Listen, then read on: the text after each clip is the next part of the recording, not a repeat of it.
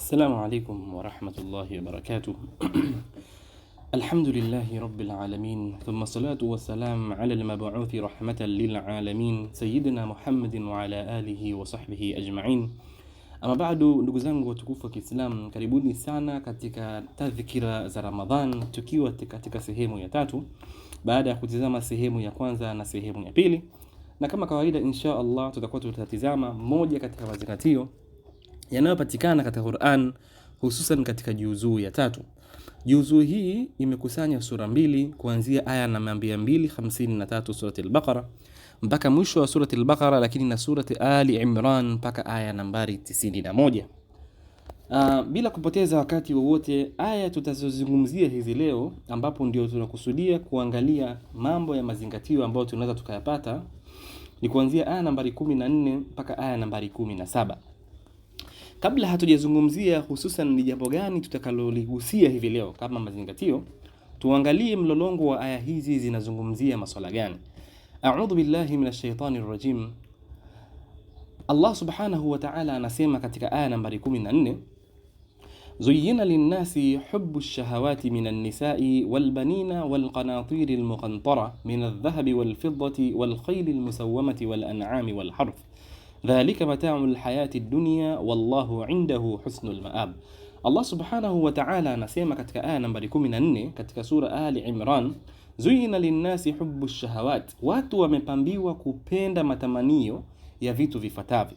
Anasema minan nisa'i wal banina, miongoni mwa wanawake lakini na wana na watoto, wal qanatir al muqantarati min adh-dhahabi wal fidda, na mirundi ya dhahabu pamoja na fedha, wal khayl al musawwama, lakini na farasi wa asili, wal an'ami, na mifugo, wal harth, na mashamba.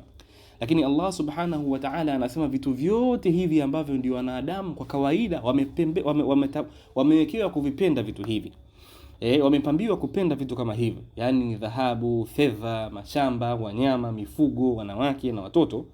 Lakini Allah subhanahu wa ta'ala anasema dhalika mata'ul hayati dunya, yote hayo ni mata'ul hayati dunya, ni starehe fupi ya maisha ya dunia, lakini wallahu indahu husnul maab, lakini bila shaka yoyote mbele ya Allah subhanahu wa ta'ala ndiyo kwenye marejeo yaliyokuwa mema. Katika aya nambari 15 katika sura hii Ali Imran, Allah subhanahu wa ta'ala sasa anawatanabahisha waumini, anasema qul a'unabbi'ukum bi khairin min dhalikum, sema nikuambieni yaliyokuwa bora kuliko hayo yote tuliyotaja hapo nyuma ambayo ni starehe ya maisha ya dunia. Basi Allah subhanahu wa ta'ala anasema lakini mambo haya lilladhina taqaw, ni specific kwa wale ambao wanamcha Allah subhanahu wa ta'ala. Wao wana kitu gani ambacho ni bora kuliko yale yote yaliyotajwa hapo nyuma? Anasema lilladhina taqaw, kwa wale ambao wanamcha Mwenyezi Mungu subhanahu wa ta'ala, inda rabbihim, mbele ya Mola wao mlezi, jannatun tajri min tahtiha al-anhar, watapewa pepo, yani watapewa mito, watapewa bustani ambazo zinapita mito kati yake, khalidina fiha, wakae humo milele, lakini wa azwaju mutahhara, na wake waliotakasika, na wake waliokuwa wametakaswa, waridhwanu min Allah, lakini na radhi kutoka kwa Mola wao mlezi, kwa Allah subhanahu wa ta'ala. Wallahu basirun bil ibad, na Allah subhanahu wa ta'ala ni mwenye kuwajua waja wake. Kwa hiyo ndugu zangu watukufu wa Kiislamu, katika aya nambari 14 Allah ametutajia vitu ambavyo tumewekewa kuvipenda kwenye maisha ya dunia. Aya nambari 15 akazungumzia ambavyo wacha Mungu watapewa na Mwenyezi Mungu subhanahu wa ta'ala, ambavyo ni bora kuliko vyote hivi ambavyo ni mapambio ya maisha ya dunia. Lakini Allah akasema ni kwa wacha Mungu, lilladhina taqaw. Na ukiangalia katika mwezi wa Ramadhani, moja ya makusudio yake ni la'allakum tattaqun, ili tuweze kufikia daraja ya ucha Mungu. Sasa tulipokusudia kukumbusha hivi leo, mazingatio yenyewe ni hasa ni sifa gani hizo ambazo wacha Mungu wamepambwa nazo, ambazo ndio Mwenyezi Mungu subhanahu wa ta'ala amewaahidi pepo yake.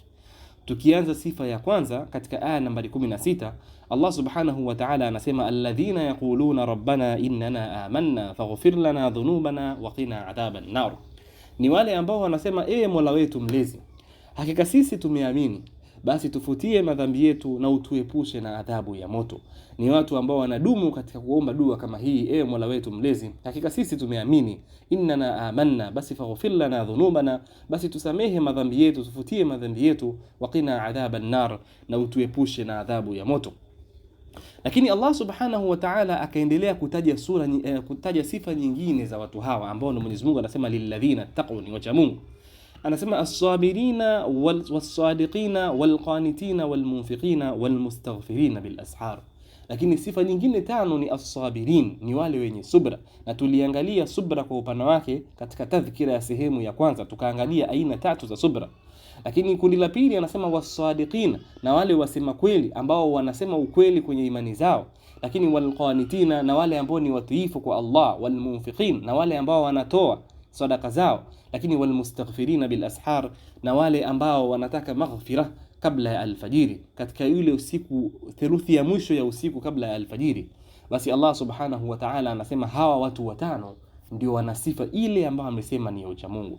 Kwa hiyo watukufu wa Kiislamu, lengo hasa la tafkira yetu ya leo ni kuona sifa hizi tano ambazo ndio sifa zinazoweza kumpelekea mtu aingie katika kundi la wacha Mungu ambao Allah subhanahu wa ta'ala amewaahidi malipo yaliyokuwa bora kuliko vyote vilivyomo duniani ambavyo vimetajwa katika aya ile ambayo tumeizungumza. Na watu hawa wamesema ni as-sabirina, ni wenye subra, was-sadiqina, na wasema kweli, lakini wal-qanitina, na nao wanamtii Allah subhanahu wa ta'ala, wal-munfiqina, na wale ambao wanatoa, wal-mustaghfirina bil ashar, na wale ambao wanafanya istighfar kabla ya alfajiri. Kwa kumalizia tu kidogo, hii ya mwisho ya kufanya istighfar kabla alfajiri inaenda sambamba na hadithi ya Mtume sallallahu alayhi wasallam pale aliposema katika sahihi zote mbili, anasema yunazzilu Allahu tabaraka wa ta'ala fi kulli laylatin ila samai dunya hina yabqa thuluth al-layli al-akhir fayaqulu, kwamba Allah subhanahu wa ta'ala huwa anateremka kila siku mpaka uwingu wa dunia pale inapobakia robo tatu ya theluthi ya mwisho ya usiku kabla ya alfajiri, na anakuwa anasema hal min sa'ilin fa'utiyahu, yupo muombaji yoyote ili nimpe mambo yake, nimpe majibu yake katika haya anayoomba. Lakini hal min da'in fa'astajiba lahu, je, kuna mtu yoyote mwenye dua nimuitikie dua yake. Na hal min mustaghfirin fa'aghfir lahu, na je, kuna yoyote ambaye anataka msamaha nimpe msamaha wangu.